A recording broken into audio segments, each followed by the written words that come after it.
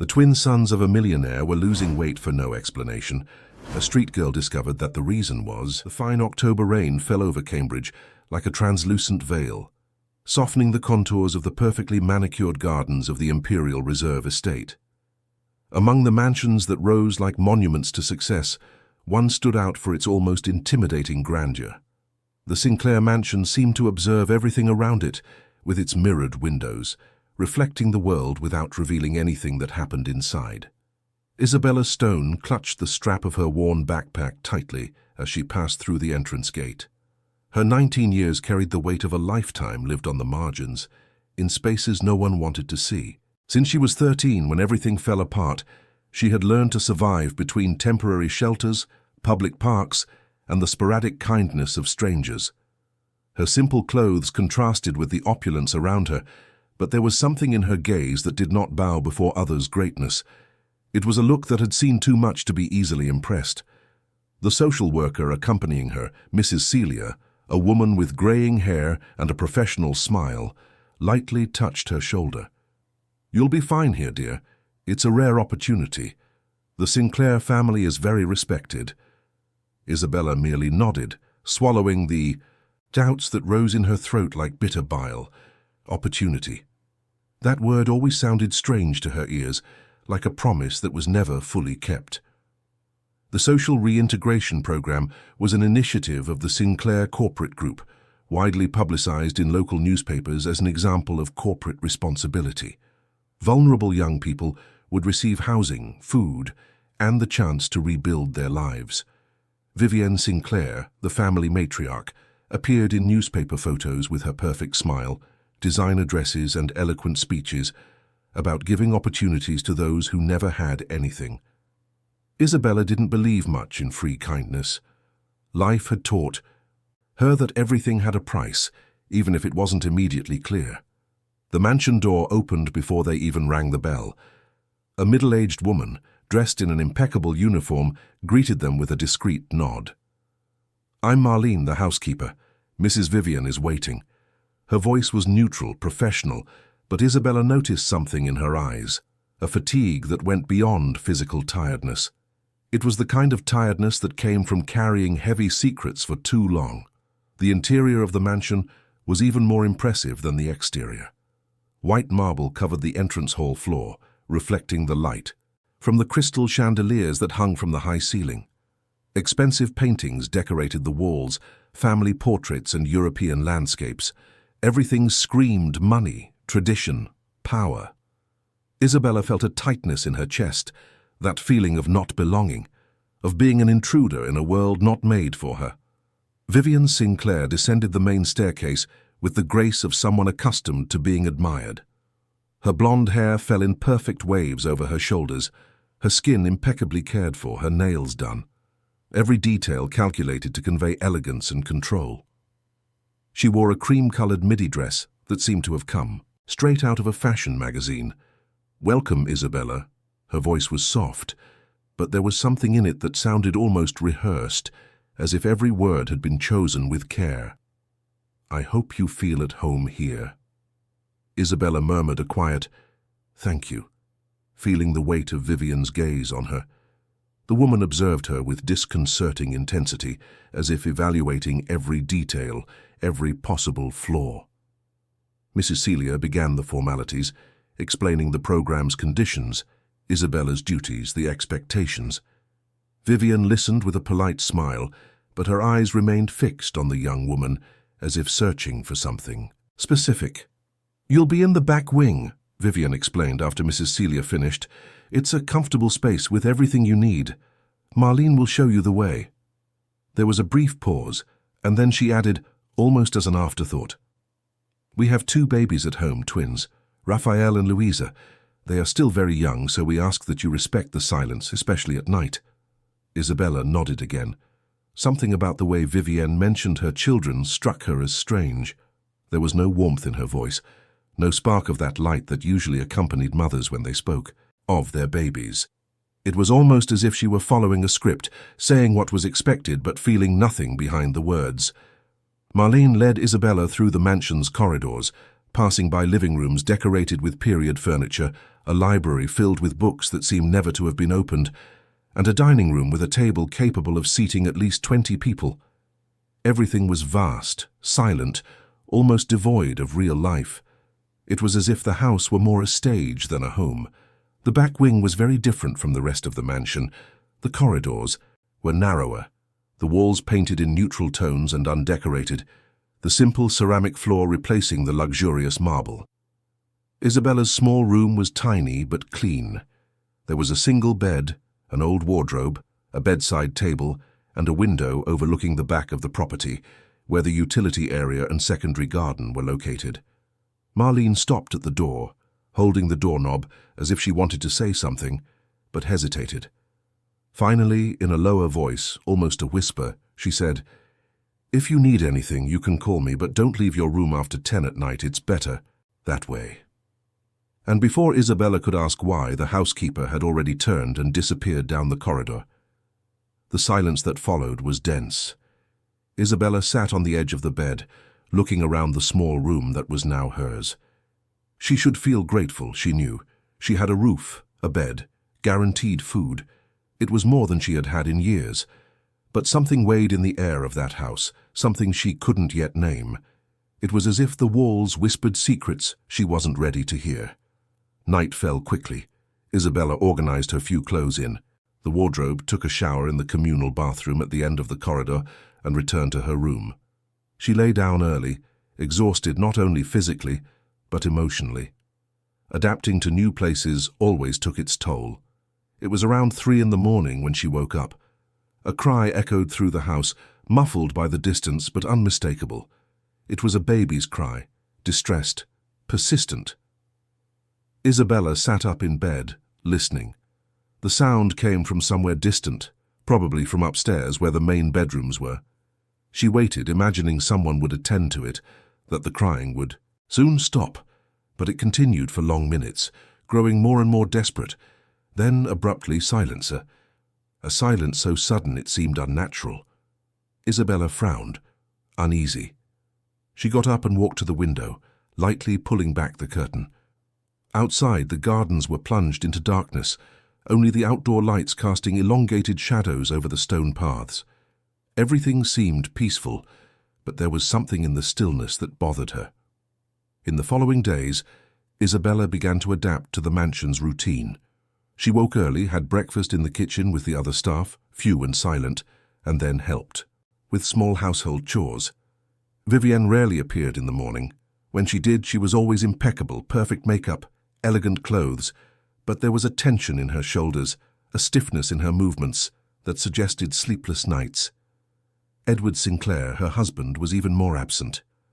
Tall, with neatly cut grey hair and tailored suits, he left early and returned late, if he returned at all. His interactions with his wife were brief, formal, almost like two executives sharing the same workspace but without real connection. Isabella sometimes saw him from a distance, speaking firmly on the phone, discussing business, always too busy to notice what was happening around him. The twins, Raphael and Louisa, she only saw glimpses of. Vivienne kept them away from the staff's eyes, locked in the nursery on the second floor. But Isabella heard them, especially at night. The crying that had woken her on the first night repeated itself on the following ones, always at the same time, always with the same distressing intensity, always ceasing abruptly.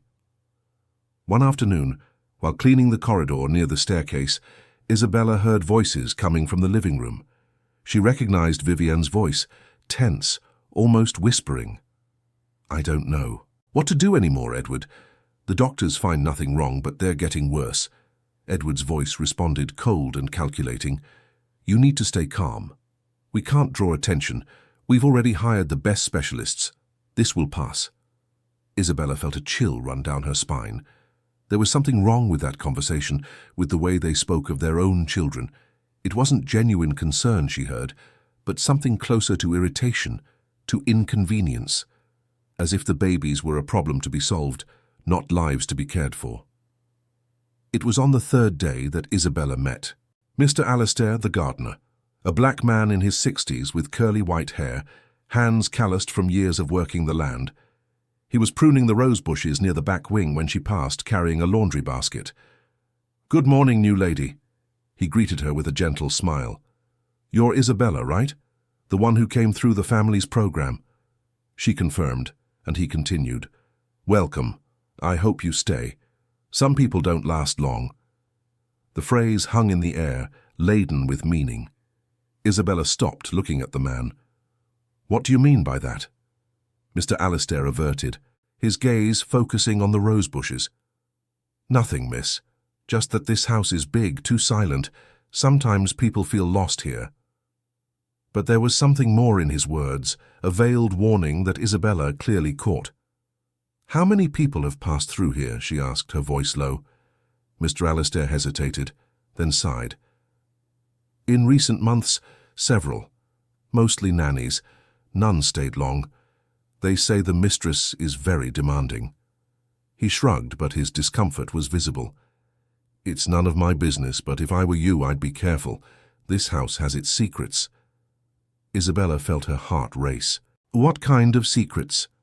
But Mr. Alistair had already walked away, returning to work as if he didn't want to continue that conversation. She stood there for a moment, watching him, then went on her way, but the gardener's words echoed in her mind. That night, Isabella couldn't sleep well. She stayed awake, attentive to any sound, and as expected, at 3:20 in the morning, the crying began. This time she got up and slightly opened her room door, peering into the corridor. Everything was dark and silent except for the distant crying. She waited and then heard footsteps. Light steps, almost silent, coming down the main corridor. Isabella quickly closed the door, leaving only a crack to observe. She couldn't see clearly from where she was, but someone was moving through the house in the dark. The footsteps stopped, and shortly after, the crying ceased again. That abrupt silence, so sudden it seemed impossible. No baby stopped crying like that all of a sudden, without transition. Something was happening in those moments, something she didn't yet understand. In the following days, Isabella began to pay more attention. She observed discreetly, mentally noting the times, the patterns. She noticed that Vivian spent long periods locked in the nursery, and when she came out she looked exhausted, her eyes red, her hands trembling slightly. She also noticed that there was a locked refrigerator in the basement, near the laundry room. Marlene was the only one with a key, and she always opened it in a hurry, taking out prepared bottles and taking them upstairs. Once, when Marlene left in a hurry and left the basement door ajar, Isabella went down the stairs silently. The refrigerator was there, locked with a small padlock. Through the glass she could see several bottles, labeled with dates and times. The liquid inside had a slightly different color from regular milk, a more grayish hue. Isabella frowned, uneasy. Why lock milk? Why this excessive concern? It was then that she heard footsteps coming down the stairs. Quickly she hid behind a stack of old boxes, her heart pounding. Marlene appeared, looking around suspiciously, then unlocked the refrigerator, took 2 bottles, and left in a hurry. Isabella waited a few minutes before coming out of her hiding place, trembling slightly. She was getting into something dangerous, she knew, but she couldn't stop. Something in that house was wrong, deeply wrong, and she needed to find out what. On the 7th day, something changed. Isabella was tidying her room when she heard a heated conversation coming from upstairs. It was Vivian and Edward, arguing. The woman's voice was altered, almost hysterical. "I can't take it anymore, Edward. They're getting weaker and weaker. The doctors don't know what's happening. What if someone finds out?" Edward's response was a long silence, then his voice, low and controlled. "No one will find out anything. You just need to keep doing what you were told to do. It's temporary. Soon, everything will be fine." Vivian sobbed, a muffled, desperate sound. "I don't know if I can. This is destroying me." Edward's response was inaudible, but the tone was clearly one of irritation. Isabella felt a knot in her stomach. What was happening to those babies? What was Vivian doing, and on whose orders? Edward spoke of someone who had ordered something to be done. There were more people involved in this, whatever it was. That night, Isabella decided to investigate further. She waited until everyone was asleep, then carefully left her room, tiptoeing through the dark corridors. Her heart pounded, every shadow seeming like a threat. She reached the utility area, where the cleaning cupboards and a small separate bin reserved for specific material disposal, were located. She carefully opened the lid and rummaged through the contents, trying not to make noise. Amidst papers and packaging, she found small empty vials. She picked one up, taking it closer to the dim light coming through the window. The label was partially torn, but she could read a few words. Controlled supplement, restricted use. There was no more information, but this was clearly something that should not be used without proper medical supervision. She put the vial in her pocket and quickly returned to her room. She sat on the bed looking at the small object in her hands. What did that mean? Why would Vivienne be using controlled supplements on the babies without the doctors knowing, unless the doctors knew and were covering it up? Unless everything was part of something bigger, something planned. As she turned these ideas over in her mind, a strange thought struck her. Why did she care so much? She should just stay quiet, accept the opportunity she had been given, not ask questions. But something inside her couldn't ignore what she saw, perhaps because she herself knew the pain of being invisible, of having no one to defend her. Those babies were defenseless. If something bad was happening to them, she couldn't just turn her back. The next morning, Isabella woke up determined to discover more. She looked for Mr. Alistair in the gardens, hoping he would be alone. When she found him, she went straight to the point. "You said several nannies passed through here. Do you know any of their names?" Mr. Alistair looked around, making sure they were alone. "There was one, Claudia, I think. She stayed about 8 days, left in the middle of the night, without warning, even left her things behind. Another was Patricia, lasted even less. And the last one, I don't even remember her name. She also disappeared." Isabella felt a shiver. Why would they disappear like that? What would they have seen? Mr. Alistair continued, his voice even lower. "Look, miss, I don't know what's going on in this house. I've worked here for 15 years, always been well treated, but for a few months now everything has changed. The mistress is acting strange, the master is. Never here, and there's a heavy atmosphere in the air. If you're smart, don't get involved in anything." But Isabella was already involved, and the more she discovered, the more she felt she needed to continue. Because now it wasn't just curiosity. It was a responsibility that weighed on her shoulders, the responsibility to protect those who couldn't protect themselves. That afternoon, while cleaning the downstairs corridor, a woman Isabella had never seen before appeared at the mansion. She was short, with black hair tied in a tight bun, and carried a doctor's bag. Vivienne received her with visible relief, quickly guiding her upstairs. Isabella pretended to be busy, but paid attention to the fragmented conversation she managed to catch. "Dr. Caroline, thank you for coming. They're getting worse. I don't know what else to do." The doctor replied in a professional, reassuring voice. "I'll examine them again.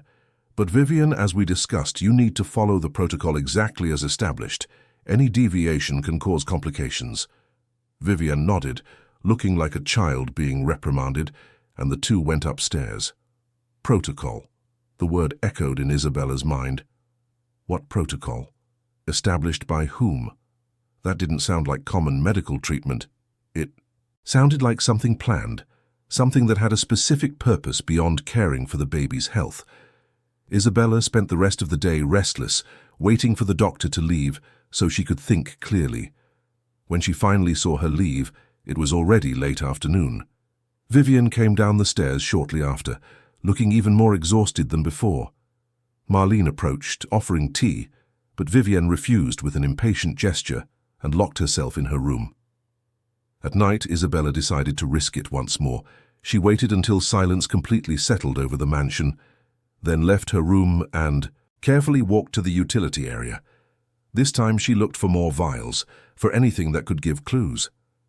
She found a bottle that had been hastily discarded, still with milk residue. She discreetly smelled it and detected a strange odor, slightly metallic, different from the normal smell of infant formula. She put the bottle in a plastic bag and hid it in the back of her wardrobe. She didn't yet know what to do with it, but she was sure she would need evidence if she wanted to report whatever was happening there. The following days were a mix of seemingly normal routine and increasing tension. Isabella continued her tasks, but increasingly attentive, increasingly suspicious. She noticed that Vivian locked the nursery even during the day and that Edward avoided that floor completely.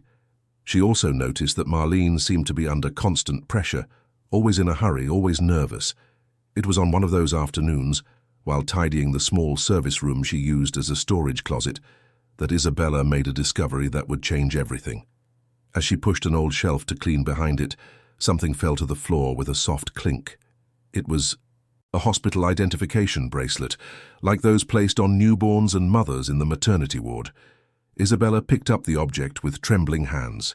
The bracelet was worn, the plastic yellowed with time, but the letters were still legible. Stone, her surname, and a date. A date she knew all too well, etched in her memory like a scar that would never fully close. It was the date she had given birth 6 years ago. The day she lost her daughter. The floor seemed to open beneath her feet. Isabella sat heavily on the floor, the bracelet clutched between her fingers, her heart beating so hard it hurt. How was that bracelet there? Why was it hidden in their house in a forgotten corner of a service room? Memories of that terrible day came back in full force, every painful detail imposing itself on her mind. She was only 13 when she became pregnant, the result of violence she preferred not to remember. Alone, frightened, she spent the following months hiding the pregnancy until she could no longer. When the pains began, she was in a temporary shelter. They rushed her to a public hospital where everything happened too quickly. She remembered the hurried faces of the nurses, the dazzling lights, the unbearable pain, and then the silence. They said the baby hadn't survived, that it was stillborn. They didn't let her see the body, claiming it would be too traumatic for someone so young.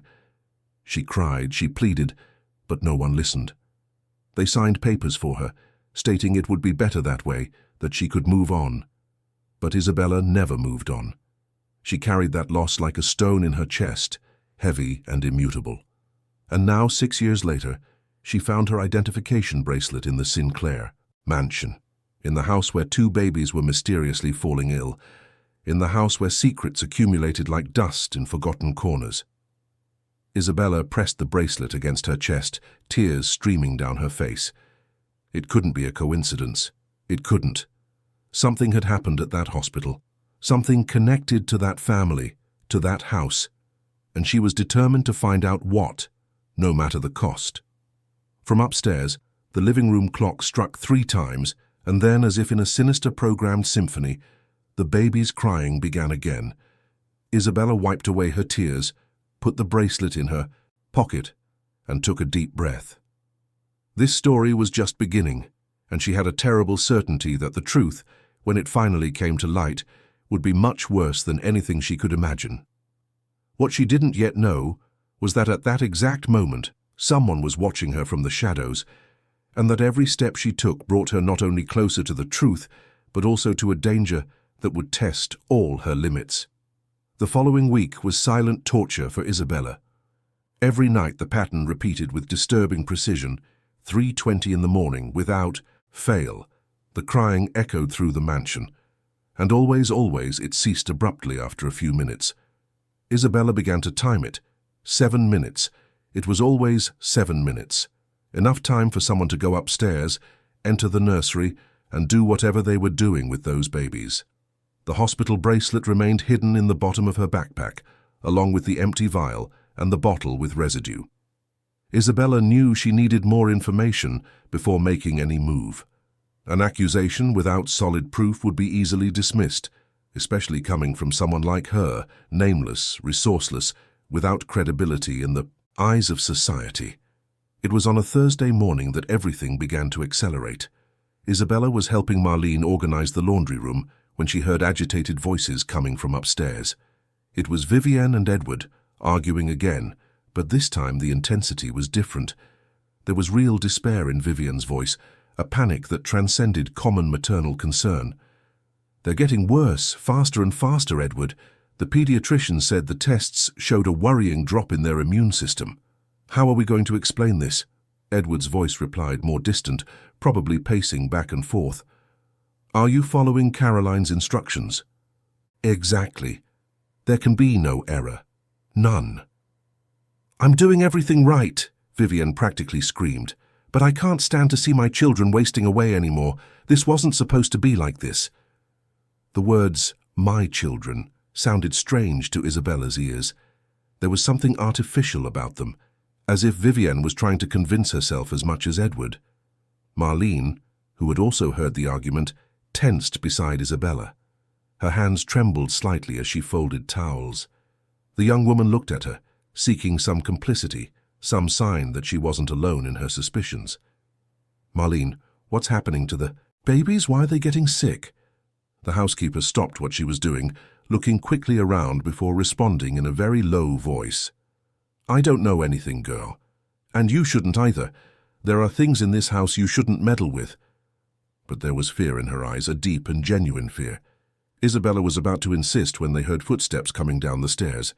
Vivienne appeared at the laundry room door, her face pale and her eyes red. "Marlene, prepare 2 more bottles, the special ones." Her voice was shaky. "And make sure they're at the exact temperature. Any variation can cause problems." Marlene nodded quickly and headed to the basement. Vivian stood for a moment, looking at Isabella as if truly seeing her for the first time. "Are you adapting well here?" The question came abruptly, almost aggressively. "Yes, ma'am." Isabella kept her voice neutral, trying not to show anything of what she really thought. Vivian continued to observe her, that penetrating gaze that seemed to try to read every thought. "You remind me of someone," the woman finally said, almost to herself. "I don't know who, but there's something familiar about you." Then, without waiting for an answer, she turned and went back upstairs. Isabella's heart raced. There was something in that observation that left her deeply uneasy. Remind someone? Who? And why? The questions piled up without answers, but one thing was becoming clear. She wasn't just an external observer in that story. She was connected in some way, and that bracelet was proof of it. That afternoon, Isabella decided to take the next step. She needed help, but she couldn't trust just anyone. She remembered the conversation with Mr. Alistair about his brother. The gardener had mentioned that he worked as a lab technician. If she could get the milk being given to the babies analyzed, she would have concrete proof that something was wrong. She found Mr. Alistair pruning the azaleas near the back wall. "You said your brother works in a lab, right?" The question came out direct, without beating around the bush. Mr. Alistair looked up, frowning. "Why do you want to know?" Isabella hesitated, then decided to trust him. "I need someone to analyze a milk sample. I think there's something wrong with what they're giving the babies in the house." The gardener was silent for long seconds, assessing her. Finally, he sighed deeply. "My brother Lawrence works at the City General Hospital lab. He's a serious, discreet man. If you can get the sample, I can ask him to take a look. But are you sure of what you're doing, girl? These are powerful people. If they find out you're investigating, you'll get into serious trouble." "I know," Isabella replied firmly, "but I can't pretend I'm not seeing what's happening. Those babies are suffering, and no one seems to really want to help them." Mr. Alistair nodded slowly, then pulled a crumpled piece of paper from his pocket and wrote down a number. "That's his cell phone. Call him and say I sent you, but be cautious, very cautious." Isabella kept the paper as if it were gold. Now she needed to get a fresh milk sample, and that meant risking herself once again in the basement, near the locked refrigerator. The opportunity arose that same night. Marlene had to go out to buy groceries that had run out, and for a few precious minutes the kitchen and basement were deserted. Isabella went down the stairs, her heart pounding erratically. The refrigerator was there, locked as always. She looked around for something that could help her. It was then that she noticed a prepared bottle on the counter next to it, probably set aside for the next feeding. Without thinking twice, she picked up a small, empty vial she found on a shelf, transferred some of the liquid and put it in her pocket. Then she put everything back exactly as it was before. She had barely gone up the stairs when she heard the front door opening. Marlene had returned. Isabella quickly went to her room, closing the door and leaning against it, breathing heavily. She had the sample. Now she needed to deliver it to Lawrence without arousing suspicion. The next day, during her afternoon off, Isabella took a bus to the city centre. The City General Hospital was an old but well-maintained building, always full of people. She asked at the reception for Lawrence Smith, saying she was a friend of his brother. After a few minutes, a man in his 50s appeared. He looked like Mr. Alistair, but with a leaner face and thin-rimmed glasses. "You're the young lady Alistair mentioned?" Isabella nodded. He led her to a small cafe across the street, away from curious ears. They sat at a corner table. Isabella took the vial from her pocket and placed it on the table. "I need you to analyze this. It can take as long as necessary, but I need to know what's in this milk besides what should be there." Lawrence picked up the vial, observing it against the light. "Do you have any idea what you might be looking for?" Isabella shook her head. "I just know that the babies who are drinking this are getting weaker and weaker, and the doctors can't explain why." Lawrence frowned, worried. "If this is what I'm thinking, it's serious. Very serious. I can do a complete analysis, but it will take a few days, and I can't guarantee I can get everything without drawing attention." "Do your best," Isabella pleaded. "And please, complete discretion. If the wrong people find out I'm investigating, I don't know what might happen." Lawrence nodded, putting the vial in his backpack. "Alistair told me a little about the situation. I'll do my best to help you. But you also need to take care of yourself. People with power and money can be very dangerous when they feel threatened." Isabella returned to the mansion with a mixture of relief and apprehension. She had taken another step, but now she had to wait, and the wait, she knew, would be torturous. Meanwhile, she needed to continue observing, noting, building a more complete picture of what was happening. That night, she decided to risk something she had been planning for days. She waited until everyone was asleep, then left her room with a small flashlight. Her target was Edward's study on the first floor. If there were documents that explained what was happening, they would be there. The corridor was plunged into darkness. Isabella tiptoed, every creaking floorboard making her heart race. She reached the study door and slowly turned the doorknob. It was unlocked. She entered and closed the door behind her, then turned on the flashlight. The study was typical of a businessman. A large dark wooden desk, shelves filled with books and files, a state-of-the-art computer. Isabella started with the desk, carefully opening drawers. She found contracts, financial reports, business correspondence. Nothing that seemed relevant. It was when she opened the bottom drawer that she saw a different file. It was at the bottom, hidden under other documents. She picked up the file and opened it on the desk, illuminating the pages with the flashlight. They were documents from a clinic, St. Raphael's Clinic. The name was printed on elegant letterhead. Isabella began to read, and with each line, the horror grew within her. They were contracts for specialized services. Newborn replacement in cases of gestational loss, adaptation for public image maintenance, confidentiality guaranteed. The words seemed to leap from the paper, each more shocking than the last. This was not a common hospital. It was a place where babies were swapped, where wealthy families who lost children could replace them with others, probably taken from vulnerable mothers who would never know what truly happened. And the Sinclairs had a contract with them. Isabella felt nausea rising in her throat. The pieces were starting to fit. The bracelet with her surname, the date that coincided with the day she lost her daughter, the hurried way they took her from the hospital without letting her see the body. Her daughter hadn't died.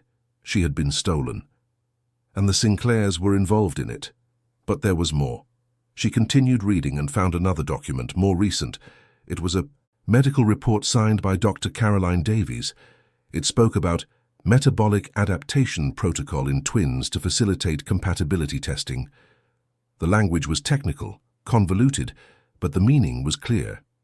The babies were being used in some kind of experiment or test, and Vivian was administering substances that deliberately compromised their health. Isabella took her phone from her pocket and photographed all the documents, page by page. Her hands trembled so much that some photos came out blurry, but she managed to record everything. She was about to close the file when she heard a noise in the corridor. Footsteps. Someone was awake. Quickly, she put everything back exactly as she had found it, turned off the flashlight and hid behind a heavy curtain near the window. The study door opened, and the light came on. Isabella held her breath, her heart beating so hard she was sure anyone could hear it. It was Edward. He entered the study, went to the drinks cabinet, and poured himself a whiskey. He stood there for a moment, drinking slowly, staring into space. He looked tired, older than he really was. After a few minutes, he picked up his phone and made a call. "Caroline, yes, it's me." His voice was low, controlled. "I need you to come here early tomorrow. The situation is getting worse. Vivienne is panicking, and if she collapses, everything will fall apart." There was a pause as he listened to the response. "No, we can't stop yet. We've already invested too much in this. Just a few more weeks and we'll have the results we need. Then we can end the protocol." Isabella felt a chill run down her spine. Protocol, investment, results. Those babies were not children to these people. They were objects of a larger plan, something she still didn't fully understand, but which clearly involved their lives and health. Edward hung up the phone, finished his whiskey, and left the study, turning off the light. Isabella waited long minutes before coming out of her hiding place. She was trembling from head to toe, not just from fear, but from rage. How could they do that? How could they be so cruel, so inhuman? She returned to her room undetected, but knew she wouldn't be able to sleep. She sat on the bed, looking at the photos she had taken on her phone. She had proof now. Proof of a terrible scheme involving baby theft, medical experiments, all orchestrated by rich and powerful people who thought they could do whatever they wanted without consequences. The following days were an agony. Isabella tried to maintain a normal routine, but it was difficult to look at Vivienne and Edward without feeling repulsion. Lawrence finally called after 4 days. The analysis results were ready, and he needed to talk to her in person. Isabella invented an excuse about needing to resolve personal matters and left the mansion at the first opportunity. She met Lawrence at the same cafe as before. The man looked worried, serious. "Isabella, what you brought me is very serious. This milk contains immunosuppressive substances, not in lethal doses, but enough to gradually compromise the immune system of whoever consumes it. Over time, the person becomes vulnerable to any infection, any disease." The ground seemed to move under Isabella's feet. "So it's true. They're deliberately poisoning the babies. But why?" Lawrence shook his head. "That I don't know. But I can tell you one thing. Whoever is doing this has advanced medical knowledge. The substances are difficult to detect in conventional tests. I only managed to identify them because I specifically looked for immunosuppressive compounds." Isabella held the report Lawrence handed her. She had proof now, scientific proof, documents, photographs. But what to do with it? She couldn't just go to the police. The Sinclairs were powerful. They had connections. They could easily discredit any accusation coming from a homeless young woman who had lived on the streets. She needed something more. She needed the complete truth. Back at the mansion, Isabella began to form a plan. She needed to discover the baby's identity. If Raphael and Louisa were truly children stolen from other mothers, there should be records, documents, something that proved their true origins. And if her suspicion was correct, if one of them was her child, she needed definitive confirmation. It was then that she had a risky idea: DNA. If she could get DNA samples from the babies and compare them with hers, she would have the final proof. But how to get these samples without being discovered? She spent days planning, observing routines, waiting for the right opportunity. The chance arose one morning when Vivienne had to leave for an unavoidable social meeting. Edward was traveling on business. Marlene was busy. Downstairs. For a few precious minutes, the nursery would be alone. Isabella went upstairs, her heart pounding. The nursery door was ajar. She entered silently. The room was luxurious, decorated in soft shades of blue and pink. 2 white cribs stood side by side. Isabella approached and for the first time saw the babies up close. They were so small, so fragile. Raphael had dark hair and brown eyes. Louisa was blonde with light eyes. Both looked tired, their skin pale, their cheeks that should be chubby now sunken. Isabella felt tears burn her eyes. How could they do that? 2 innocent children. With trembling hands, she took 2 cotton swabs she had brought hidden and collected saliva samples from each baby. putting them in separate plastic bags that she discreetly labeled. Raphael whimpered slightly at the touch, but didn't wake completely. Louisa didn't even stir. She was about to leave when she heard footsteps in the corridor. She didn't have time to flee. She hid behind the door, praying that whoever was coming wouldn't enter completely. It was Marlene bringing bottles. The housekeeper entered, placed the bottles on the nightstand between the cribs, checked if the children were well, and left again. Isabella waited a few more seconds before leaving, going down the stairs as quickly as possible without making a sound. Her heart was beating so hard it hurt in her chest, but she had succeeded. She had the samples. That afternoon, she went to see Lawrence again. He was surprised by the request but agreed to do the DNA test. "It will take a few more days," he warned. "And Isabella, if the result is what you're thinking, you'll need to decide what to do with this information. It won't be easy." Isabella knew that. She knew. She was opening a door she might not be able to close, but there was no turning back. She had gone too far, discovered too much. Now she needed to see it through, whatever the cost. While waiting for the results, the tension in the mansion increased considerably. Vivienne seemed on the verge of a nervous breakdown. She spent hours locked in the nursery, coming out only for increasingly heated arguments with Edward. One night, Isabella heard her crying in the corridor, mumbling unintelligible words. "I can't take it anymore. I need to stop this." But then Edward's voice, cold and relentless. "You can't stop now. You know very well what's at stake." It was on one of those nights that Isabella received the note. It was under her bedroom door when she woke up, a folded piece of paper, unsigned. She opened it with trembling hands and read, "You already know too much. Stop while you still can."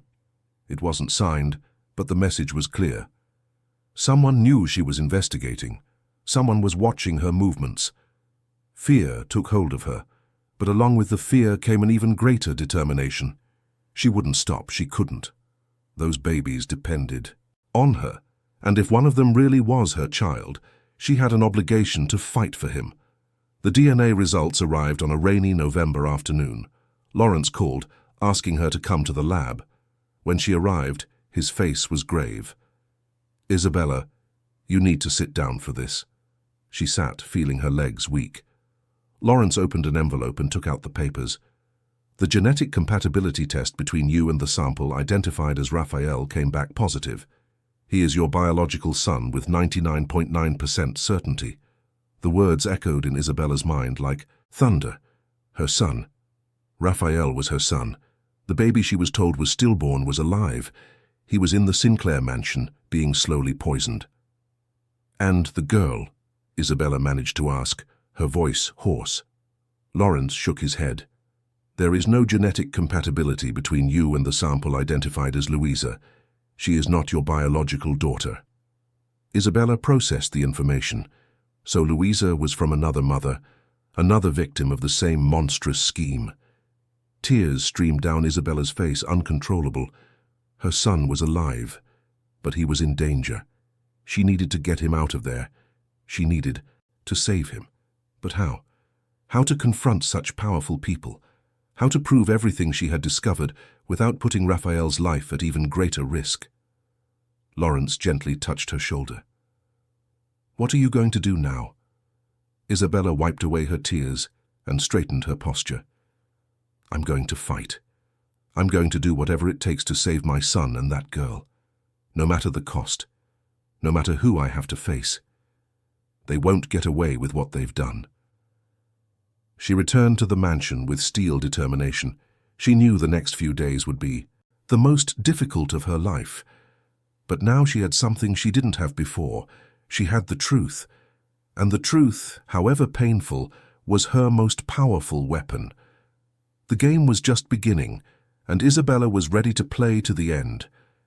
The discovery that Raphael was her son changed everything for Isabella. She was no longer just an observer trying to understand a disturbing mystery. She was a mother fighting for the child who had been stolen from her. Every heartbeat now pulsed with a different purpose, more urgent, more desperate. But along with the certainty came an avalanche of questions that kept her awake during the silent early hours. Why had they stolen her baby? Why the Sinclairs? And why, after taking him from her, were they now deliberately compromising his health? What did they want with those children? The puzzle pieces were scattered before her, but the complete picture still remained hazy, disturbingly incomplete. Isabella knew she needed to act intelligently. One wrong move could put Raphael in even greater danger, or worse, cause the Sinclairs to discover what she knew and find a way to silence her permanently. So, she continued to feign normality, performing her daily tasks while observing every detail, noting every pattern, silently building a dossier that she could use when the time was right. It was during one of these seemingly ordinary mornings that Isabella witnessed something that added another layer of horror to the situation. She was cleaning the first-floor corridor when she saw Dr. Caroline arriving again. This time she brought another man with her, younger, also dressed in a white lab coat. Vivienne received them with evident nervousness, quickly guiding them to the nursery. Isabella pretended to be busy with cleaning but kept her ears open. She managed to catch fragments of the conversation that leaked through the slightly ajar door. "Are the levels where we need them, Doctor?" It was Vivienne's anxious voice. The man replied in a professional, almost clinical tone. "They are within expectations. 2 more weeks of the protocol and we can proceed with the collection. The genetic markers are developing as planned." Collection. Genetic markers. The words echoed in Isabella's mind like alarms. They weren't just poisoning the babies. They were using them for some kind of medical procedure. But for what? For whom? The answer came in the sequence of the conversation when Edward arrived rushing up the stairs. "Caroline, how much longer? Melissa's patience is running out. She needs perfect compatibility, and you guaranteed this protocol would work." The doctor's voice replied, confident but with a touch of caution. "Edward, science isn't magic. We are conditioning their immune systems to increase the chances of transplant acceptance. But Melissa needs to understand that there are still risks involved." Transplant. The word fell upon Isabella like a sentence. Finally, the truth began to reveal itself in all its cruelty. The babies were not the Sinclairs' children in the traditional sense. They were sources of organs or tissues for someone named Melissa, someone who desperately needed a transplant and who had the resources to obtain it in the most unethical and inhuman way possible. Isabella felt nausea rise in her throat. She had to lean against the wall to keep from swaying. Her son, her Raphael, was being prepared as a donor for someone else, and Louisa, too. 2 children stolen from their mothers, used as disposable objects to save someone the Sinclairs considered more important. She left as quickly as possible without arousing suspicion, locking herself in the utility room bathroom. She sat on the cold floor hugging her knees, trying to control the panic that threatened to completely overwhelm her. She needed to think. She needed a plan. There was no more time for slow, cautious investigations. If there really were only 2 weeks until this collection, she needed to act now. The first thing she did was call Lawrence from a public phone booth on the street, as she didn't trust her cell phone. She quickly explained what she had discovered. His voice was tense on the other end of the line. "Isabella, this is much bigger than we imagined. If they are planning a transplant using babies as involuntary donors, we're talking about a criminal scheme that could involve more people than just the Sinclairs. You need to go to the police. Now." But Isabella knew it wasn't that simple. "I can't. Not yet. The Sinclairs have money and influence. If I go to the police without irrefutable proof, they will find a way to get rid of everything, and I will never see my son again. I need more. I need to find out who this Melissa is and the extent of this scheme." Lawrence sighed heavily. "Then, be very, very careful. And keep in touch with me. If something goes wrong, at least someone will know what's happening." Isabella promised she would and hung up, returning to the mansion with her mind buzzing with possibilities and still incomplete plans. That night, Isabella did something she knew was risky, but necessary. She waited until everyone was asleep and returned to Edward's study. She needed to find more information about Melissa. Who was she? What was her relationship with the Sinclairs? Why did she need a transplant so badly that she would use stolen babies as donors? This time, she was more careful. She checked every shadow, every sound before entering. The study was as it had been last time, silent and full of secrets. Isabella went directly to the safe she had noticed behind a painting. She didn't have the password, but she tried obvious combinations: birth dates, wedding anniversaries. On the fifth attempt, using the date she had seen in the St. Raphael's clinic documents, the safe opened. Inside, she found more files. One of them had a name written on the cover: Melissa Sinclair Costa. Isabella opened it with trembling hands. They were medical records, tests, reports. Melissa was Edward's daughter from a previous marriage. She was 23 years old and suffered from a severe kidney disease. She urgently needed a kidney transplant, but there were no compatible donors in the family. Isabella continued reading, and the full story began to unfold before her eyes. Edward, desperate to save his daughter, had sought out St. Raphael's clinic. The clinic had an illegal baby replacement scheme, working with public hospitals where vulnerable mothers gave birth. When complications or gestational losses arose in wealthy families, the clinic provided babies from poor mothers, altering documents, forging certificates. But Melissa's case was different. She needed donors with high genetic compatibility, and that was difficult to obtain. That's when the clinic had a monstrous idea. What if they created donors? Babies from young mothers were more genetically adaptable. If they could get 2 babies and subject them to a specific immunological conditioning protocol, they would drastically increase the chances of compatibility.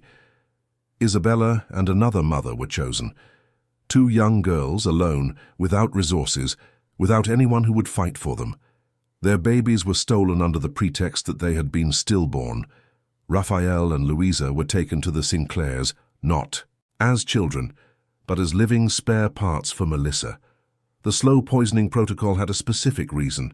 The immunosuppressive substances made the babies more vulnerable, but also modified their immune systems in a way that increased transplant acceptance.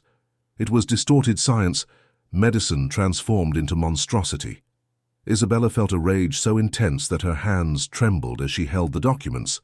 She photographed everything, every page, every test, every payment receipt for the clinic.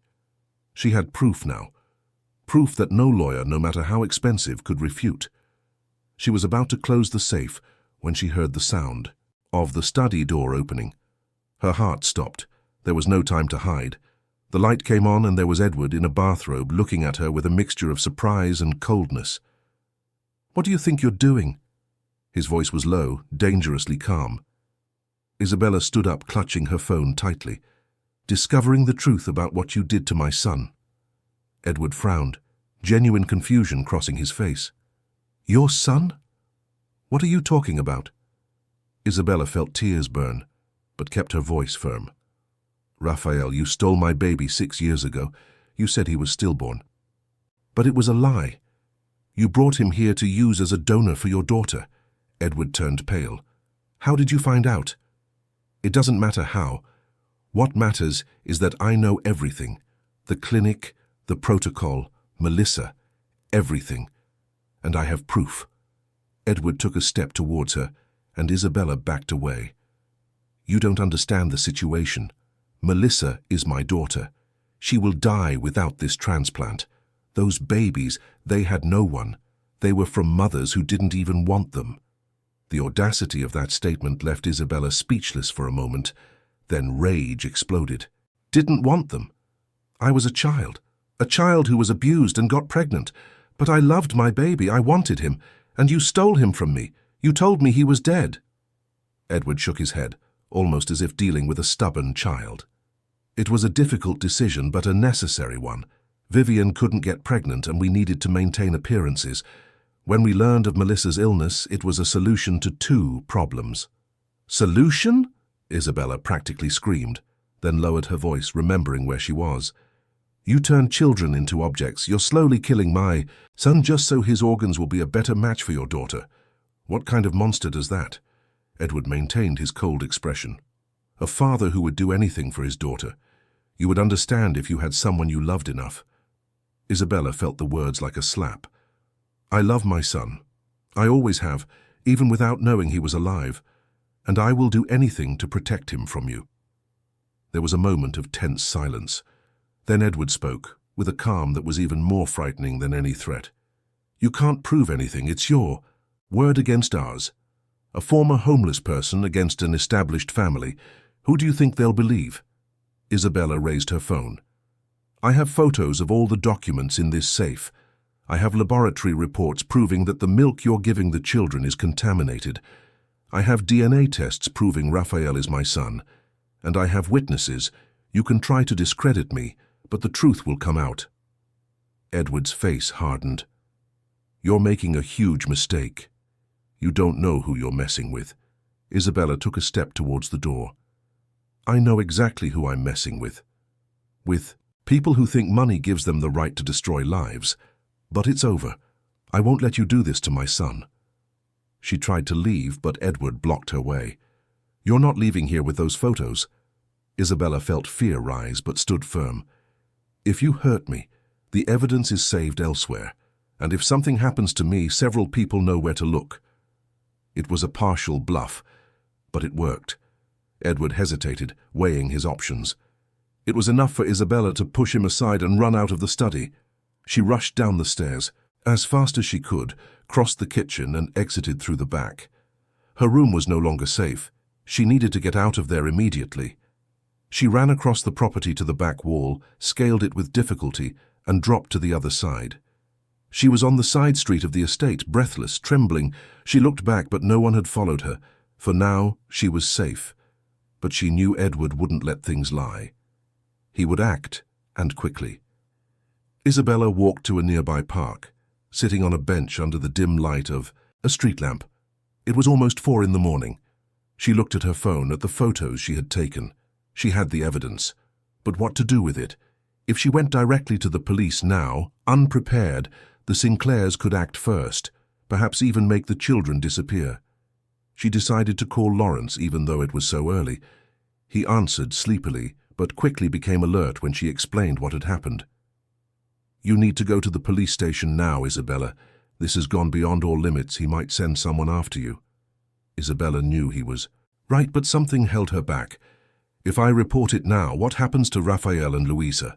Will they be taken to a shelter while all this is resolved in court? Will they wait months, maybe years? And their health? They need urgent treatment to reverse what has been done." "So what do you want to do?" Lawrence asked, concerned. Isabella thought for a moment. Then the idea came clearly. "I need to confront Vivienne. She's the weakest link. I've seen how she's falling apart inside. If I can get her to confess everything recorded, it will be additional proof. And maybe she knows how to reverse the medical protocol faster." Lawrence was silent for seconds that seemed eternal. "It's dangerous. But I understand your point. If you're going to do this, don't go alone. I can go with you." Isabella agreed. They arranged to meet in 2 hours when day broke. Isabella would use that time to organize all the evidence and think exactly what to say to Vivienne. When the sun began to rise, Isabella was exhausted but determined. She met Lawrence at the estate gate. He had brought a small, discreet recorder. "If she confesses, you record everything. Then we go straight to the police station no matter what happens." Isabella nodded and they walked to the mansion together. Isabella rang the doorbell and Marlene answered through the intercom. Her voice sounded surprised. "Isabella, where have you been? The mistress is looking for you." "I need to talk to her. It's urgent." There was a hesitation, then the gate opened. Isabella entered with Lawrence by her side, feeling every muscle tense. Vivienne was waiting for them at the mansion door. She looked terrible, hair disheveled, deep dark circles under her eyes, her hands visibly trembling. "Where were you?" "And who is he?" Vivienne pointed at Lawrence suspiciously. Isabella took a deep breath. "He's a witness. And I came here to hear the truth from your mouth, Vivienne. I know everything. The clinic, the stolen babies, the protocol for Melissa. Everything." Vivienne staggered as if she had been punched. Her face grew even paler. "You don't understand," she whispered. "I didn't want this. None of this was supposed to be like this." Isabella took a step forward. "Then explain it to me. Make me understand why you agreed to poison innocent children." Vivienne began to cry. tears streaming freely. I couldn't have children. Edward was desperate because of Melissa. The clinic offered a solution. We would have the babies we always wanted, and Melissa would have compatible donors. They said it would be safe, that the children wouldn't suffer. But it was a lie. Everything was a lie. She sank into a chair, sobbing. Every day that passes, I see them getting weaker. I know I'm killing them. But Edward said that if I stopped, Melissa would die, and he would blame me forever. I didn't know what to do. I'm trapped in this nightmare. Isabella felt a pang of something akin to pity, but forced herself to continue. Raphael is my son, Vivienne. You stole him from me. You told me he was dead. Do you have any idea what it's like to lose a child? Vivienne looked at her, her eyes wide. You're the biological mother. I am. And Louisa was also stolen from another mother who is probably suffering to this day without knowing the truth. You destroyed lives. And now I want my son back. I want him to be treated properly, and I want justice. Vivienne shook her head, desperate. Edward will never allow it. He would do anything for Melissa, anything. Then you're going to help stop him. Isabella turned on the recorder Lawrence had brought. I want you to tell everything, every detail, every person involved. I want the names of the doctors at the clinic. I want to know how many other children were used like this. I want the complete truth. Vivienne looked at the recorder, then at Isabella. If I do this, I'll lose everything. My marriage, my life, my freedom. You already lost everything when you agreed to be part of this, Isabella said firmly. Now you have a chance to do the right thing, to save these children while there's still time. It's the only way you can have any redemption. Vivienne cried a little more, then, slowly, began to speak. She told everything. St. Raphael's Clinic, operated by Dr. Henry Morrison. How he had contacts in public hospitals in London, Manchester and Birmingham, doctors and nurses paid to identify vulnerable mothers. How they altered documents, forged death certificates. How many wealthy families had used this service over the years. She told about the specific protocol created for Melissa. How they had chosen 2 young mothers whose babies would have the highest chances of compatibility. How the plan had always been to use the babies as donors as soon as they reached the necessary size for the transplant. How Dr. Caroline Davies coordinated the entire medical process, administering the substances that deliberately compromised the children's immune systems. When she finished, Vivienne was exhausted, empty. Isabella turned off the recorder, feeling the weight of the truth in her hands. She had everything now. Enough evidence to destroy not only the Sinclairs, but the entire criminal network operating behind that horror. Now we go to the police, Isabella said, and you're going to repeat all of this to them. Vivienne nodded weakly, defeated. But first, where is Edward? She looked around. I don't know. He left early, said he needed to resolve an urgent problem. A chill ran down Isabella's spine. Urgent problem. It could mean many things, and none of them good. We need to go now, she said to Lawrence, and take the children with us. I won't leave them here for another minute. She quickly went upstairs, Lawrence and a reluctant Vivienne behind her. In the nursery, Raphael and Louisa slept restlessly. Isabella carefully picked them up, tears streaming as she held Raphael for the first time, knowing he was her son. My baby, she whispered. I promise I'll protect you now, forever. As she descended the stairs, carrying Raphael, with Vivienne carrying Louisa, Isabella heard the sound of cars arriving. Many cars. Her heart pounded. She looked out the window and saw it wasn't Edward returning. They were police cars. Someone had already called the police before them. But who? The answer came when she saw Mr. Allister at the gate, talking to the officers. The gardener had witnessed everything, had heard enough, and had taken the initiative to act. Isabella felt immense gratitude for that silent man, who in the end had revealed himself to be an unexpected hero. The mansion door opened, and the police entered. The long night of lies and terror was coming to an end. But Isabella knew that the real fight was just beginning. Now she would need to prove everything, face powerful lawyers, navigate the justice system. It would be difficult, perhaps impossible.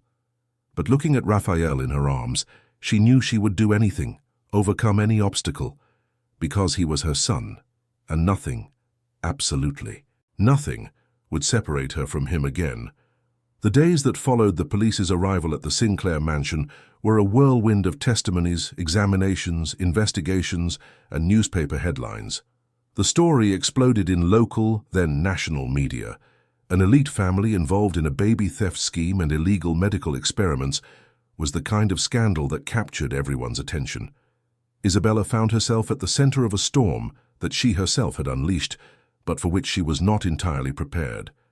Raphael and Louisa were immediately taken to the university hospital, where a specialized team began working to reverse the damage caused by the immunosuppression protocol. Doctors were cautious in giving prognoses, but confirmed that the children were severely compromised. Their immune systems had been deliberately weakened, leaving them vulnerable to infections and other complications. It would be a long and delicate process, but there was hope. Isabella did not leave Raphael's side. She slept in a chair beside his hospital crib, waking at every movement, every sound. After 6 years believing he was dead, every second by his side was precious, irreplaceable.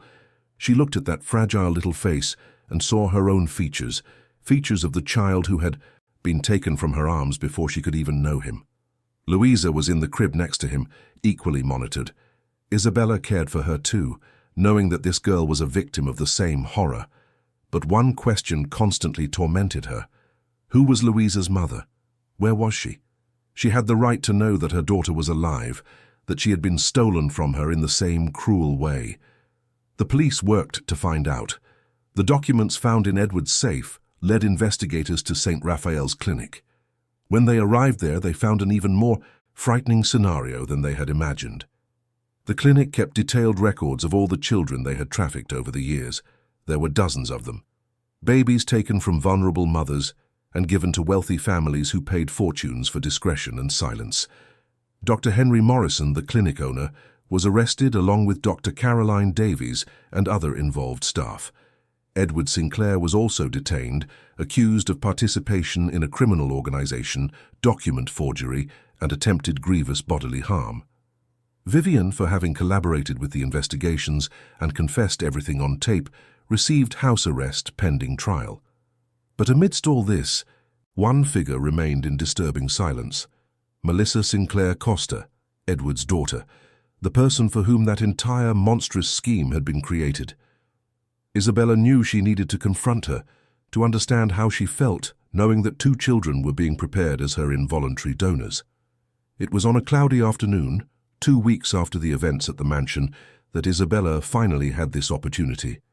Melissa appeared at the hospital, not to see Isabella, but to visit her own father, who was being treated in another ward under police custody. Isabella recognized her from the photos she had seen in the documents. She was a beautiful young woman, long brown hair, blue eyes, but with a sickly pallor that betrayed her condition. Melissa stopped when she saw Isabella in the corridor. There was a moment of mutual recognition, of silent understanding of who the other was. Finally, Melissa approached, her steps slow and tired. "You're Isabella, Raphael's mother." Isabella nodded, remaining on guard. Melissa looked at the door of the room where the babies were. "Can I see them?" The question took Isabella by surprise. After everything, Melissa wanted to see the children who had almost died because of her. Anger bubbled within her, but something in Melissa's face made her hesitate. There was guilt there, a weight that went beyond physical illness. "Why?" Isabella asked, her voice sharp. "Do you want to see how much they're suffering because of you?" Melissa closed her eyes for a moment, taking a deep breath. "I didn't know. Not at first. My father told me he had found compatible donors, that they were from a family that had agreed to help. I only found out the truth 2 weeks ago when everything exploded." Isabella looked at her with skepticism. "And when you found out, what did you feel?" Tears began to stream down Melissa's face. "Horror, disgust with myself. How could I live knowing that children were tortured because of me? Even without knowing, even without asking for it. The fact is that it was done in my name." She wiped away her tears with the back of her hand. "I told my father I don't want the transplant, not with these donors. Never." Isabella felt something soften within her, but not completely. Easy to say that now when everything is exposed, but what if no one had found out? Would you have accepted the organs without question? Melissa met her gaze. Honestly, I don't know. I want to believe I would have questioned, that I would have been suspicious, but I was so desperate, so tired of being sick, that maybe I didn't want to see the questions I should ask. There was a heavy silence between them. Then Melissa continued, her voice choked. I'm so sorry. I know this doesn't fix anything. It doesn't erase what was done. But I'm truly sorry. Those children are innocent. You are innocent. And all of this happened because my father loves me in a distorted, sick way. Isabella chose her next words carefully. Your father made terrible choices, but you also have choices now. You can use your position, your voice, to help ensure this never happens to anyone again. You can testify against the clinic. You can use your story to change laws to protect other children. Melissa nodded slowly. I will do that, I promise. It's the least I can do. Isabella watched her for another moment, then opened the room door. You can go in, but only for a few minutes. Melissa entered silently, approaching the cribs. She looked at Raphael, then at Louisa, both sleeping under the medical monitors. They're so small, she whispered, so defenseless. How can anyone do this to babies? That's what I ask myself every day, Isabella replied. Melissa stood there for a few minutes, just looking, then turned to leave. Before going, she stopped at the door. Isabella, I hope you can get through this. I hope Raphael grows up strong and healthy, far from all this nightmare. Isabella simply nodded, unable to find adequate words to respond. In the following days, investigations revealed even more horrors. St. Raphael's clinic had been operating for over 15 years, ever since Dr. Henry Morrison lost his medical license in another state for malpractice and decided to set up a more lucrative and less ethical business. He had a network of contacts in public hospitals in London, Manchester, and Birmingham. Nurses and doctors were paid to identify vulnerable parturients, young single women, homeless women, recovering addicts, anyone who would not have the resources to question or investigate. When these women gave birth, especially in cases of complications, the babies were declared stillborn, but many of them were alive and were secretly transferred to the clinic where false documentation was created. Birth certificates with fictitious parental names, falsified records, a complete system of forgery that allowed these children to be sold to wealthy families. The case of the twins was unique because it involved the specific medical protocol to create compatible donors. But there were other equally terrible stories, children who grew up never knowing they were illegally adopted, mothers who lived for years believing their babies had died, carrying a grief they could never adequately process. The police began working to identify and contact these mothers. It was a painful, delicate process. Many didn't want to believe. Others went into shock. Some rejected the idea of recognizing children who had grown up with other families. It was an unprecedented situation, without an instruction manual on how to proceed. It was during one of these investigations that they discovered the identity of Louisa's mother. Her name was Karina Albright. She was now 25 years old and lived in a rural town in the Midlands. Like Isabella, she was only 14 when she became pregnant, the result of an abusive relationship that the family preferred to hide. The birth was traumatic, in a hospital where one of the clinic's contacts worked. She was told that the baby was born with multiple problems and died minutes later. Karina never got over the loss. She struggled with depression for years, never managed to have other children. When the police knocked on her door with the news that her daughter was alive, she fainted. She woke up believing it was a cruel dream, but the investigators showed photos, DNA tests, documents. It was real. Louisa was alive. Isabella was at the hospital when Karina arrived to meet her daughter. The woman entered the room trembling, tears already streaming before she even saw the child. When her eyes fell on Louisa, she sobbed loudly, covering her mouth with her hands. My baby, my girl, it's her. I know it's her. Isabella watched the scene with a heavy heart, recalling her own feelings when she discovered the truth about Raphael. Karina approached the crib slowly, as if Louisa would disappear if she moved too quickly. "Can I hold her?" she asked, her voice choked. The nurse nodded and helped take Louisa off the monitors temporarily. Karina held her daughter against her chest, crying openly. "I thought I had lost you. Every day I thought of... You forgive me for not fighting harder. Forgive me for believing their lies." Isabella felt her own tears falling. She perfectly understood that feeling, that mix of joy and pain, of relief and guilt. The two women looked at each other over the children's heads, and no words were needed. They shared a unique pain, an experience that few people in the world could truly understand. They had been stolen in the cruelest way possible, but they had survived, had found the strength to fight, and now finally had their children back. In the months that followed, both Raphael and Louisa gradually recovered. The treatments were slow and careful but effective. Their immune systems began to strengthen. The signs of poisoning were reversed. There would be no permanent sequelae, the doctors assured, as long as they continued with proper follow-up. Isabella and Karina developed an improbable friendship, united by the shared experience. They frequently visited the hospital together, caring for the babies side by side. They talked about their lives, their fears, their plans for the future. Both wanted to give their children everything they couldn't have: love, security, stability. The trial began 6 months after the events. It was a highly publicized process, with cameras and reporters surrounding the courthouse every day. Dr. Henry Morrison and Dr. Caroline Davies were sentenced to long prison terms for child trafficking, document forgery, and grievous bodily harm. Several other clinic staff were also convicted. Edward Sinclair received a heavy sentence, but his lawyer managed to argue mitigating circumstances due to his desperation to save his daughter. Still, he would face years in prison. Vivian, for having extensively collaborated with the investigations, received a lighter sentence and would serve it under a semi-open regime. But perhaps most importantly was the impact the case had on English laws. The public outcry was so great that Parliament quickly passed new legislation on adoption, control of private clinics, and hospital protocols for complicated births.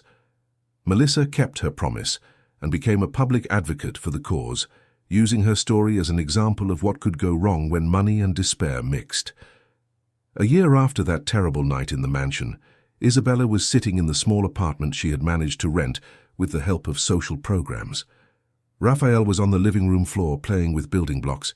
He was almost 2 years old now, according to the actual age confirmed by tests, although the Sinclairs had registered a different age in the false documents. He was a joyful, healthy child, loved to laugh and explore everything around him. Isabella watched him with a love so intense it sometimes hurt in her chest. She had lost so much time with him, the first months, the first smiles, the first words. But she wouldn't waste another moment. Each day was a gift, a chance to build the memories that had been stolen from her. Karina visited frequently with Louisa. The two children had grown up together in the early days and maintained a special bond. They played together, shared toys, and Isabella liked to think that someday, when they were old enough to understand, they could tell their stories together, supporting each other. There were scars, of course. Isabella still had nightmares sometimes, dreaming of the mansion, of the nightly crying, of the fear of losing Raphael again. She had regular therapy, something the victim support system had provided. The therapist said it was normal, that it would take time to process all the trauma, but she was getting better day by day. Mr. Alistair also became an important part of their lives. The gardener, who had revealed himself to be a silent hero by calling the police on that crucial dawn, visited frequently. He brought plant seedlings for the small garden of Isabella's apartment building, taught Raphael about flowers and soil. His brother Lawrence was also a constant presence, having become a kind of uncle to the children. One afternoon, while having coffee, Karina asked Isabella about her plans for the future. Isabella thought for a moment before answering. "I want to finish my studies. I never had that chance, but I want Raphael to see that it's never too late to start over. And then maybe study law. I want to help other people like us, people who have been exploited, who have had their rights denied." Karina smiled. "That's a beautiful dream. I'm also thinking of going back to study, maybe pedagogy. I want to work with children, make a difference in their lives. Isabella agreed. Transforming pain into purpose. It was the only way to move forward without being consumed by bitterness. Raphael stumbled and fell, starting to cry. Isabella ran to pick him up, kissing his scraped knee. "It's okay, my love, Mommy's here.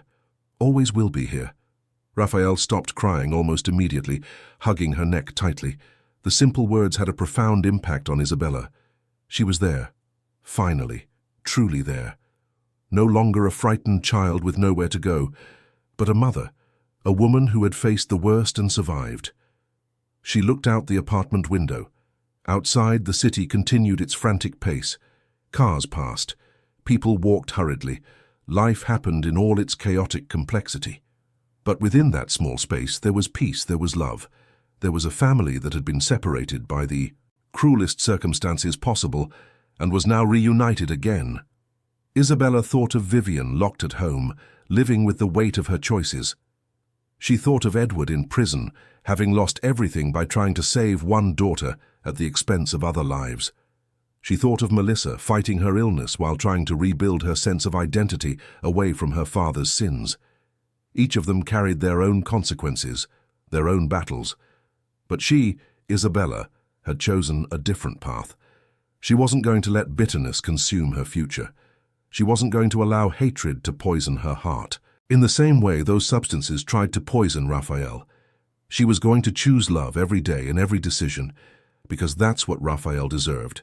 That's what Louisa deserved. That's what all the children who went through that horror deserved. Night fell softly over Cambridge. Isabella bathed Raphael, put on his favorite pajamas, the one with dinosaur drawings. She read him a story, sang a lullaby. Raphael fought sleep for a few minutes, but eventually his eyes closed. His breathing calmed. Isabella stayed there watching him sleep, memorizing every detail of that face that was half hers, half a story she tried to forget, but wholly loved. She kissed his forehead softly. "Good night, my son, my Raphael, my miracle." She left the room, leaving the door ajar. She sat on the small sofa in the living room, picked up a university entrance exam preparation book she was studying.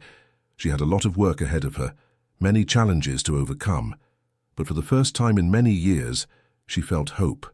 True, solid, unshakable hope.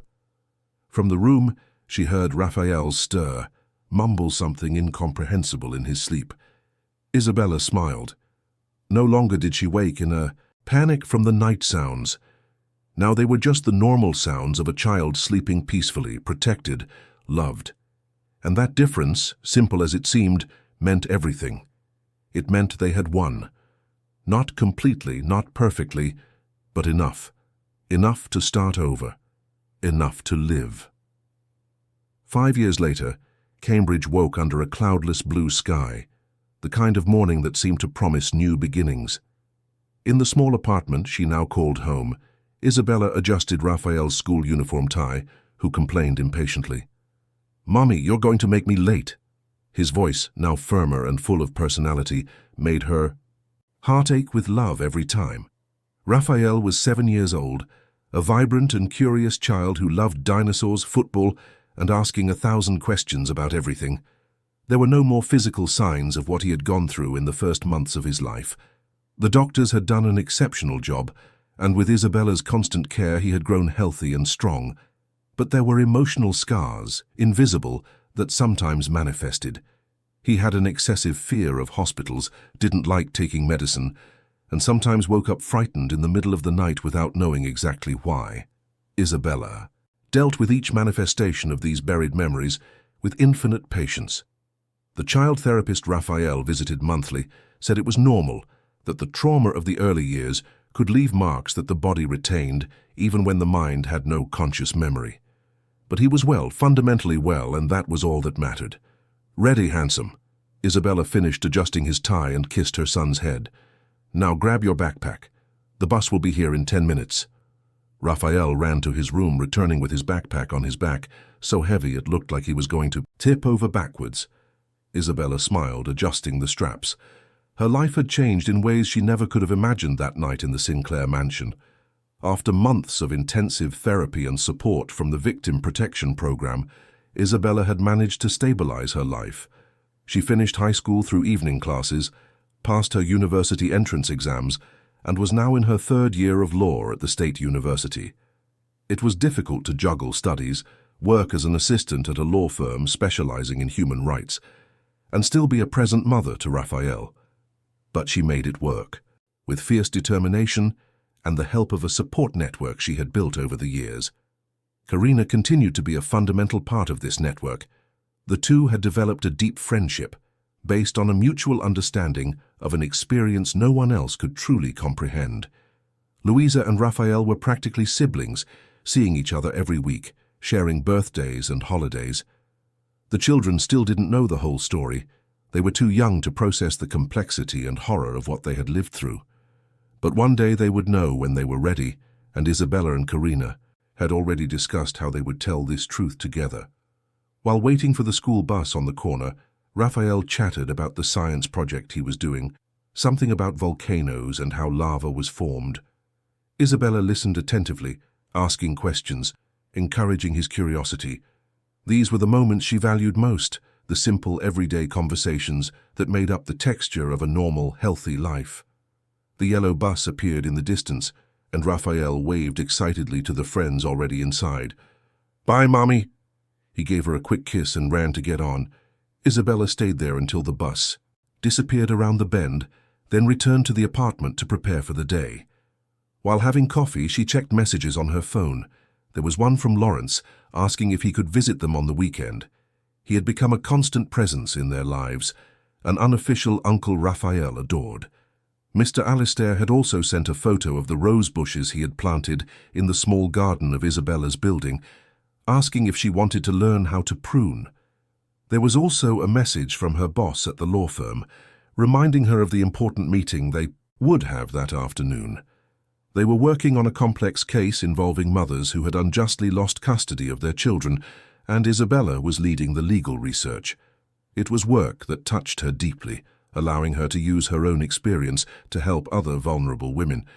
But there was one message that made her pause. It was from Melissa Sinclair Costa. The two had maintained sporadic contact over the years, a strange connection born of the most improbable circumstances. Melissa had become a vocal advocate for reforms in the healthcare and adoption system, using her platform and resources to make a real difference. Her health had stabilized after she found a compatible donor through appropriate legal channels, undergoing years of treatment, but eventually receiving a successful transplant. The message said that Melissa would be in Cambridge next week for a lecture on medical ethics and would like to meet Isabella for coffee. Isabella took a deep breath before replying yes, setting a day and time.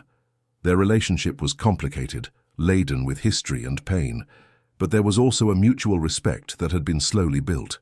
She dressed for work, dress pants and a simple but professional blouse. She looked at herself in the mirror and almost didn't recognize the woman staring back. Where was the frightened girl who had lived on the streets? The broken young woman who had believed she had lost her son forever? She was still there, somewhere deep inside, but she had been transformed by the struggle, strengthened by adversity. At the office, Isabella immersed herself in work with the dedication that characterized everything she did. Her boss, Dr. Henry Taylor, a 60-year-old lawyer with a career dedicated to human rights, often commented that she was the most committed intern he had ever had. "Isabella, you need a break," he said when he saw her still working during lunch hour. "You won't help anyone if you burn yourself out completely." But Isabella just smiled. "I'm fine, doctor. I just want to finish this section before the meeting." He shook his head, but there was pride in his gaze. She knew he saw something special in her, not just a brilliant student, but someone who truly understood the importance of the work they did, because she had personally experienced the injustice they fought. The afternoon meeting was productive. They discussed strategies, reviewed legal precedents, prepared arguments for court. Isabella contributed significantly, her ideas being taken seriously by the experienced team. It was an intoxicating feeling, to be respected, to be heard, to have her voice valued after years of being invisible in society's eyes. When she left work, it was already late afternoon. She took the bus to Raphael's school, arriving in time to pick him up at dismissal. He ran into her arms with the inexhaustible energy of a 7-year-old, chattering about his day. "We did an experiment with vinegar and baking soda. It exploded like a real volcano." Isabella laughed, delighting in his excitement. They walked to a small park near home. It was part of their routine, this time together before dinner, without distractions, just mother and son. Raphael ran to the swings, asking Isabella to push him. She did, watching him laugh as he went higher and higher, his dark hair flying in the wind, his eyes shining with pure joy. In these moments, Isabella felt a gratitude so profound it was almost painful. Gratitude for having survived, for having found the strength to fight, for having this time with Raphael that could easily never have existed. She thought of all, the crossroads that could have led to different outcomes, if Mr. Alistair hadn't called the police, if she hadn't found that bracelet, if she hadn't had the courage to investigate despite the danger. Raphael asked to get off the swing and ran to the slide, joining other children. Isabella sat on a nearby bench watching him interact. He was good at making friends, generous and kind to the other children. There was no cruelty in him, despite everything his body held from those first months. It was a miracle, she thought, a true miracle. Her phone rang. It was Karina, calling with news. "Isabella, you won't believe it, I got it. I passed the municipal school teacher's exam," Isabella shouted with joy, startling some mothers nearby. "Congratulations, you deserve this so much." The two chatted animatedly for a few minutes, making plans to celebrate on the weekend with the children. When she hung up, Isabella realized Raphael was watching her from the slide, a smile on his face. "Mommy's happy," he shouted. "Very happy, my love." She waved back. And it was true. Despite all the difficulties, all the scars, she was happy. Genuinely happy in a way she never thought possible. At night, after dinner and homework, Isabella read to Raphael before bed. It was their sacred ritual, this time of stories and imagination. Raphael chose a book about explorers who discovered ancient civilizations. Isabella read with different voices for each character, making him laugh and marvel. When she finished, Raphael hugged her tightly. "Mommy, you're the best mommy in the world." Isabella felt tears prick her eyes, but blinked them away. "You're the best son in the world, Raphael, and I love you more than anything." He smiled, that smile that lit up everything around him, and closed his eyes. Isabella stayed there for a moment, watching him fall asleep. She thought of all the mothers who didn't have this privilege, who had lost their children to the same scheme that almost destroyed her life. Many of them were found during the investigations, reunited with the children they believed dead, but others were never located, their babies growing up without ever knowing their true origin. The work continued. St. Raphael's clinic had been closed, its operators imprisoned. But Isabella knew that similar schemes probably existed elsewhere. That's why she studied law. That's why she worked at that firm. She wanted to be part of the solution. She wanted to use her voice to protect other women, other children. She left the room, closing the door softly. She went to the small desk in the living room where she studied, but before opening her books, she allowed herself a moment of reflection. She looked at the photos on the wall. Raphael on his first day of school. A photo of her receiving her high school diploma, Raphael in her lap. A photo of the four of them, her, Raphael, Karina and Louisa, on a picnic in the park. There was also an older, worn photo that she had kept all these years. It was from the day she gave birth, before everything fell apart. A nurse had taken it without her asking. A stolen moment of joy before the lie that would change her life. She looked at this photo sometimes, remembering who she was, where she came from, to never forget why she fought. A knock on the door pulled her from her reflections. It was Mrs. Eleanor, the elderly neighbor who lived next door and often helped by looking after Raphael when Isabella needed to. "I brought you a piece of cake, dear. I made it this afternoon and thought of you." Isabella accepted with gratitude, inviting her in for a quick coffee. As they talked about trivialities, the weather, the price of food, the news of the building, Isabella reflected on how life was made up of small moments like this. Not just the great battles and dramatic victories, but these simple human connections, this support network that sustained everything. Mrs. Eleanor eventually left, and Isabella returned to her studies. She had an important exam next week and a paper to submit. The life of a working university student and single mother was exhausting, but she wouldn't trade it for anything. Every challenge overcome was a victory against the circumstances that tried to define her. She studied late, finally closing her books near midnight. She went to check on Raphael one last time before going to sleep. He was deeply asleep, breathing calmly and regularly. Isabella adjusted the blanket over him, kissed his forehead softly. "Sleep well, my love. Tomorrow is another day of adventures." She lay down in her own bed, exhausted but satisfied. Before turning off the light, she picked up her phone and opened her messages. There was a new one from Melissa confirming next week's meeting and adding a line that made Isabella pause. "Thank you for giving me a chance to try to make amends with the past. I know it will never be enough, but it means a lot to me." Isabella typed a short reply. "We all deserve a chance to be more than our worst moments.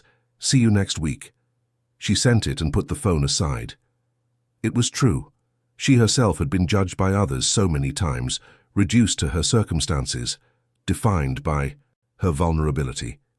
She wasn't going to do the same to Melissa, who was also, in a sense, a victim of her father's distorted love. Forgiveness was not easy. There was still anger within her when she thought of everything that had been taken from her, all the years she lost with Raphael. But she was learning that carrying hatred was like drinking poison and expecting the other person to die. She wasn't going to let bitterness poison the future she was building. The city outside was silent, only the occasional sound of a passing car. Isabella closed her eyes, allowing the tiredness to take her. She dreamed of Raphael, but not the nightmares she used to have. She dreamed of him older, graduating, building his own life.